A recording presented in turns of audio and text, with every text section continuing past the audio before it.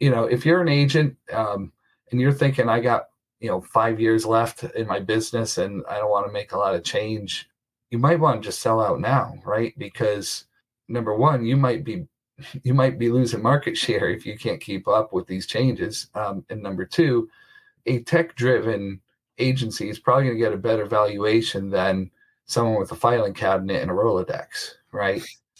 Insurance dudes are on a mission to escape being handcuffed by our agencies. How? By uncovering the secrets to creating a predictable, consistent, and profitable agency sales machine. I am Craig Pretzinger. I am Jason Feldman. We are agents. We are insurance dudes. So I want to bring up the 4,000-pound bot that's in the room. Uh-oh. Or when we're talking about technology. So what's the deal? What are we going to do about this? How does ChatGPT affect the insurance world? Like what's going to happen here? Oh man, what's going to go on? Are there no more agents? You know what I'm going to do? You just made me realize this. I'm going to make a note to self. I gotta buy a freaking crystal ball. Right. So in the future, when people ask me these types of questions, I can just say, let me pull up my crystal ball. Right. Yeah.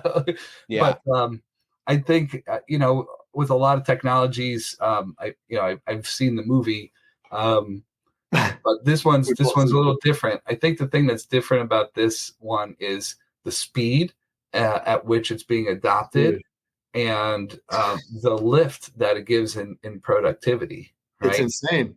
Yeah. And the tools that are out there. In the last 2 days, I've had two different people, one on the broker side, one on the carrier side, say to me, like, they make it so easy for us nowadays, right? So it used to be like you couldn't do anything to a computer unless you had a degree and spent years like reading, books like like the ones behind Craig, right? Like you have to be all computer manuals too, and those are just color by numbers and color by numbers and joke books, probably, right? They're all it's just dummy series. But yeah, it was really hard to be in a to do anything with computers. You were considered a genius if you knew how to, but fast forward now. We all are computer programmers. We set alarms on our phones. We set reminders. We figure out how to program our remotes to record our favorite, channels and shows. It's like technology is all around us, right? And so it just keeps getting easier and easier and faster and faster. It used to be also that you needed $1 million at least so that you could build out a little data center and have a few servers and connect it to the internet in order to have like an e-commerce website, right?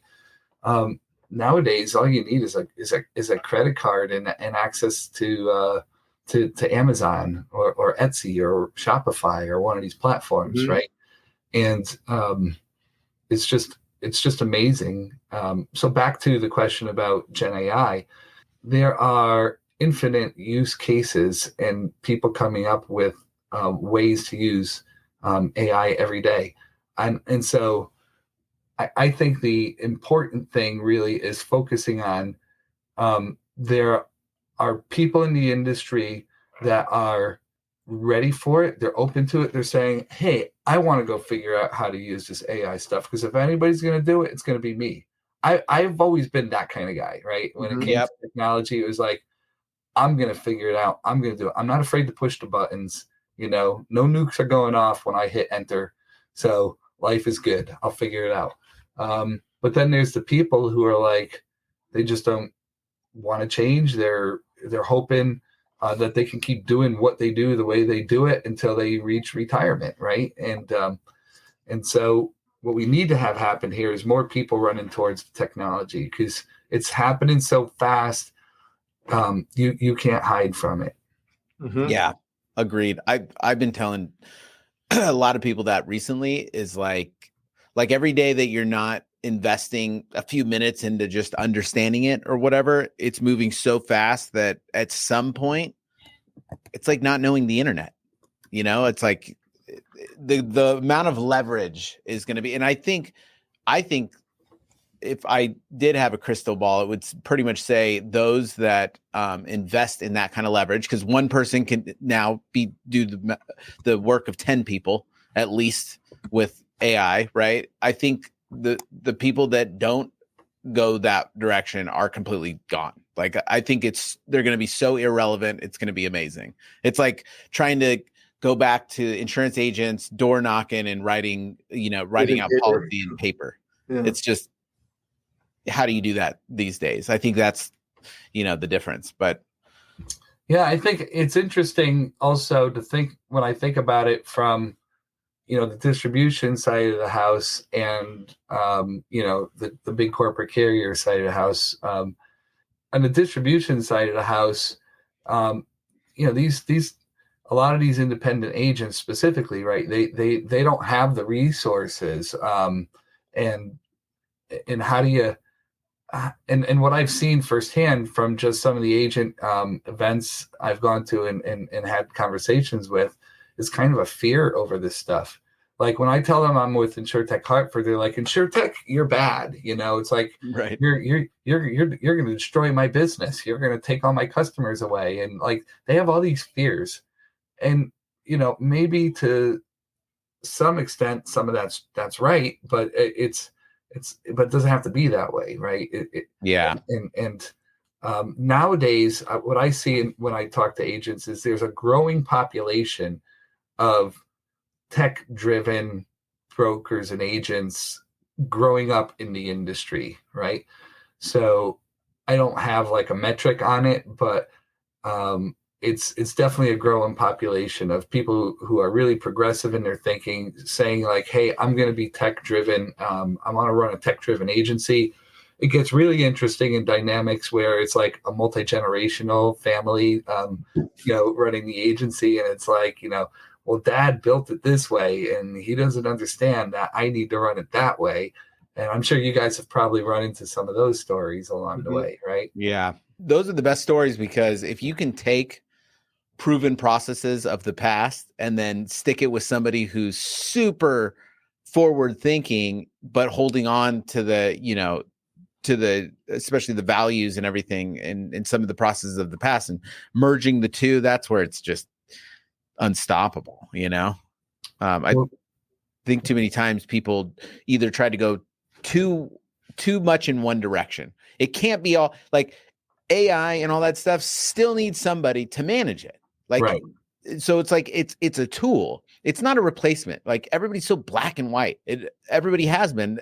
Every time some technology comes out, it's the internet. Oh, it's going to take away all this. No, it's like those who, the small shop on the street when Walmart came out and stuff like that, like Walmart could take them away. But like, if they started selling on the internet, all of a sudden the whole, world is there, at the foot of their store. So it's like, as long as you're using these tools that we have, then it won't, it's just a tool for you. It won't take away your job. But I think if you decide to not use the tools as leverage for your business, I think you're just putting a end date on your business. Bringing a knife to the gunfight. Like, why when everybody else has guns, are you going to show up with a knife? Well, it didn't work out for the guy with Indiana Jones. It's not going to work out. That's right. Classic scene. Mm-hmm. How much you flip it around, doesn't matter. It's still a knife. Yeah, I forgot what I was going to say. Well, I think one of the number one pain points that all agencies still seem to have is that there's a lot of copying and pasting and rekeying of stuff that has to happen because, you want to get a quote from this carrier. Now you want to get a quote from that carrier, and you need to get a quote from this other carrier. And, there are aggregators and other intermediary platforms coming out now that are getting some of the integrations down with some of these carriers that are kind of helping it. But it goes back to, a lot of the agents don't, they're not, either they don't have the budget, the resources, or the time to figure out how to adopt the technologies that do that stuff. So it's just easier to keep paying somebody to copy and paste. Oh, let me go to Progressive and get a quote. Oh, now let me go to State Farm and get you a quote, right? And then present all those options. It's these agents of the future, I'll call them, are the ones that are figuring out how to automate that stuff. I saw one company recently that has like a super copy, super paste feature where like you map it out to, let's say, State Farm auto quote and to a, maybe a Progressive one. And so you enter into Progressive. The next time you enter into to State Farm, you hit super copy and go into Progressive and hit super paste, and it just fills in all the fields for you. So like there's some really creative. It's not through an API? No, it's just through a plugin in the web browser, right? Well, that's very interesting. Yeah, and the mappings are all reusable and stuff. And so it's stuff like that. It's like the agents that are looking at the productivity improvement things, because waiting for the back end stuff to become all APIs and stuff like that. Like, first off, they don't want the carriers are getting there, but right. It's still a really slow game. Most of them still don't have the majority of their products and stuff available through API. And we're not even talking about claims. We're just talking about getting quotes, right? Well, they don't want to share the client data either, right? I think that especially the captive ones get real protective about the client data. And so... Well, everyone's protective about all their data, right? Right. Yeah. So, as soon as you have that API open, there could be some issues, I think. Yeah. So this one I was talking about, I think it's called Gaiafi. And they... it's something that any agent can put in their web browser and just start being productive with it. And it's like kind of a low cost monthly license fee. And I think it's one of these things that, kind of like, ChatGPT, when people start to, when they start to see it, it's just going to blow up. Like everyone's going to be using it. But there's lots of uses for tech, and I know some of the brokers are out there making their own investments, hiring offshore teams, and building their own integrations into different things. And those are, what I was talking about earlier, is the more progressive agents. And I really think for the distribution side, that is the long-term winning direction. And if you're an agent and you're thinking, I got 5 years left in my business and I don't want to make a lot of change, you might want to just sell out now, right? Because number one, you might be losing market share if you can't keep up with these changes. And number two, a tech-driven agency is probably going to get a better valuation than someone with a filing cabinet and a Rolodex, right? So I would think that that's incentive enough for someone to want to make that investment now as part of their exit strategy. Right. Is that something you guys see? Do you hear that from people? Or do you talk to a lot of agents? Well, we're both with a captive that we can't say, we're not allowed to on the thing.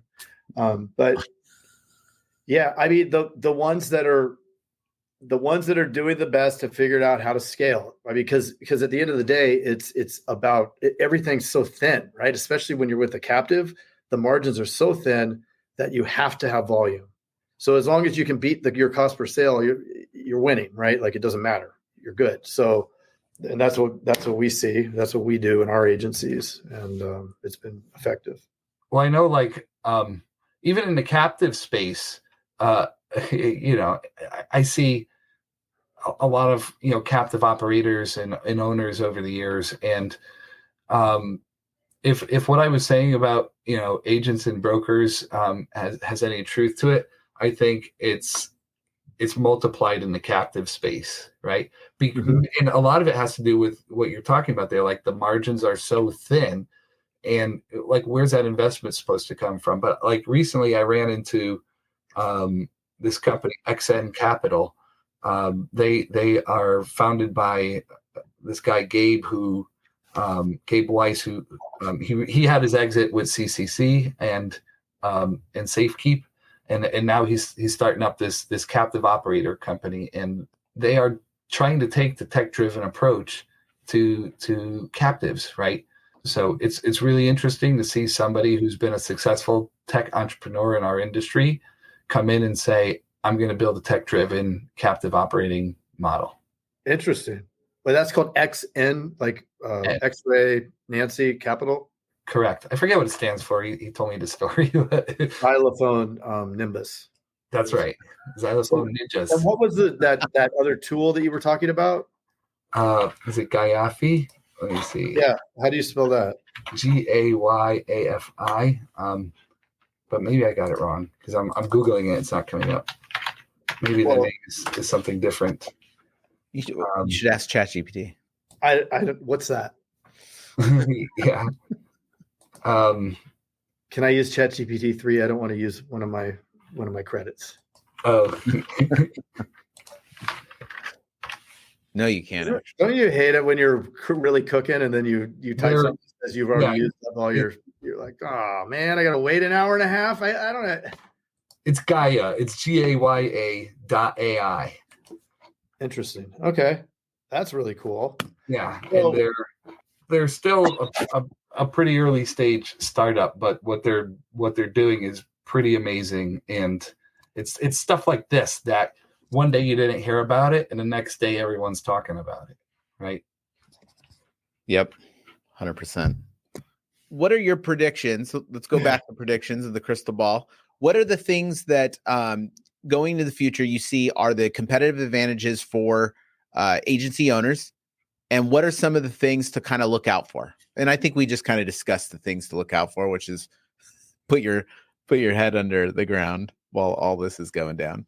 Don't do that. Yeah.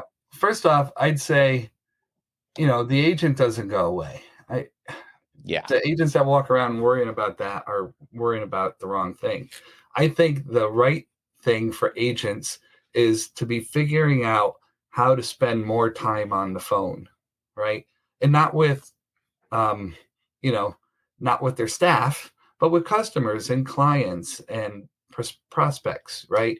I think the more that technology advances, the more important the human aspects of all of our jobs becomes. And we I don't know if we'll ever get to a point where, as it's coming out of my mouth, it's the policy is coming out of the system. It'll never be that easy, but the productivity will continue to improve by leaps and bounds for the foreseeable future. So what that means is, as productivity improves, what do you do with the freed up resources? You go out and you sell more, right? So I think the agencies of the future are going to be much more productive, right? Back to that, some of the earlier comments I was making around, the talent and gaps that are going to be filled by technology. I do think that's going to be a part of it. But I really see that it's more about people. It's more about learning how to do better prospecting, spend more time, and create better relationships and more value for your clients. Love it. Well, cool. And if anybody wants to get in touch with the organization or you, what's the best way to reach out? Well, our website's InsurTechHartford.com, and you can always email me, Stacey.Brown@InsurTechHartford.com, or just ping me on LinkedIn. I'm there all the time as well. Awesome. Well, appreciate it, man. This has been awesome to talk about. We love to talk about the future. The future. He's a futurist. I'm a futurist. And he likes Futurama. Let's sell more insurance, dude. Love it, dude. Thanks, Daisy. We'll take some AXA in. A piece of that AXA in. AXA in. Action in. AXA. Okay. I suck at that. Anyway, thanks, guys.